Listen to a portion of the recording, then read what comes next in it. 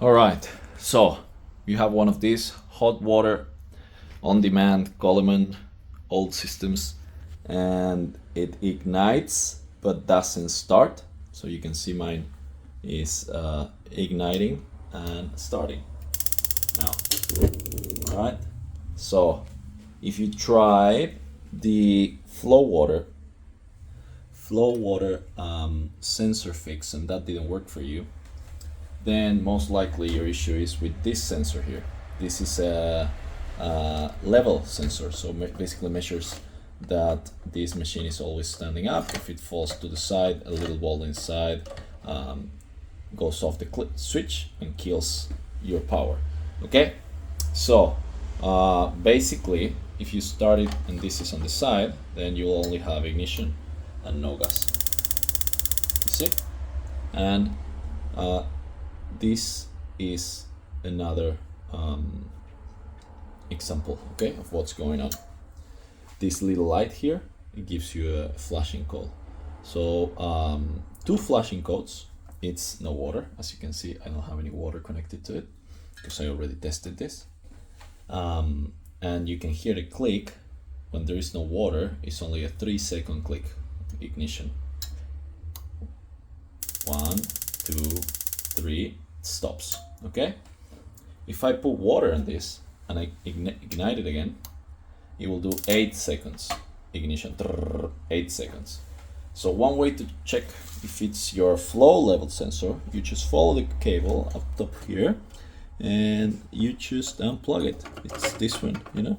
If you unplug this while you have water in it running, right, you have everything connected and you have water running from it, then if you disconnect this and the ignition only ignites for 3 seconds, then you connect it and try it again, and then the ignition goes for 8 seconds and the water is running, right? You have the pump plugged in and everything.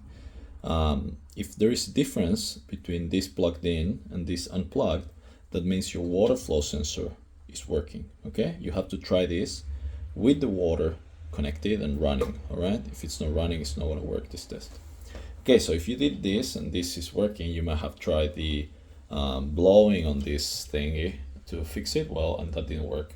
Then that means this is not your issue, okay? Because you're trying this and it's making a difference in the ignition length. Okay, 3 seconds to 8 seconds. That means that this sensor is working. Otherwise, you will have a difference on the length of your ignition. Okay, so the next one to check is this little thing here. Okay, this one goes back there. So connected to 2 screws. Okay, so you'll have to pull this out a bit. Check down there, take it off, and you can try this by just disconnecting these two. You have water running, you have your flow sensor connected, everything else is connected, your water is running. Okay, so you unplug these two and you just put them together with your fingers. You just make them contact like a bypass, and then you try to ignite, like if it was like this, and then you'll see it will ignite. Okay, but before changing anything, just unplug these two and connect them together. Okay, the original one for this machine, it's this one. Okay, it's a T85.